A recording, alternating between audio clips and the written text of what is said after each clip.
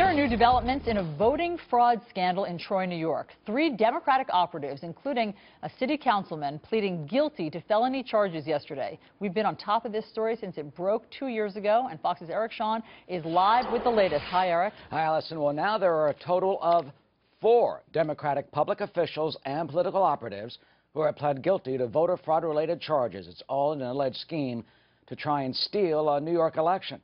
The latest guilty pleas to felony charges expose the ease in which political insiders can apparently try and throw an election their way by faking signatures of unsuspecting voters. Fox News first broke the story nationally about the allegations that absentee ballots were forged in the 2009 primary in Troy of the Working Families Party. You know, that party is associated with the defunct community group Acorn. Voters in Troy told us they never signed absentee ballot applications and ballots that were cast in their name. So you didn't write that? I did not. You didn't cast a ballot? I did not. Did you vote? No. Did you fill out an absentee ballot application? No, I didn't fill out any of those. So your vote was a fraud? It was.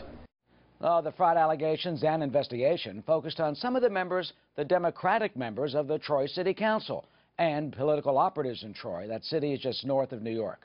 The special prosecutor even took DNA samples from some elected officials to compare the DNA with what was found on the absentee ballots.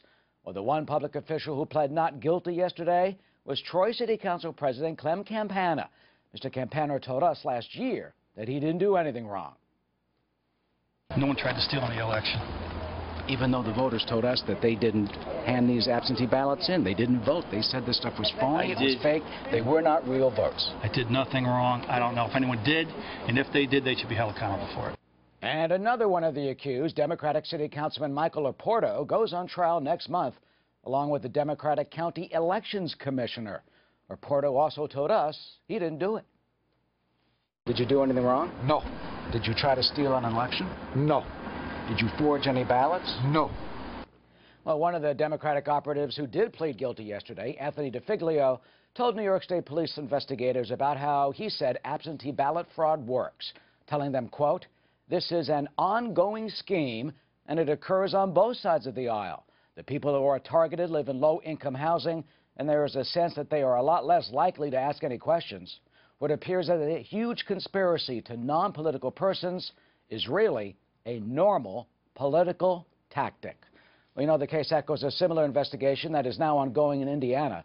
That's where prosecutors in St. Joseph County are investigating allegations that signatures that put President Barack Obama and then candidate Hillary Clinton on the Democratic primary ballot in 2008 in Indiana were also forged. And like the New York voters, some voters in Indiana told us they never signed the petitions either. You know, if you suspect voter fraud or election fraud where you live, we want to know about it.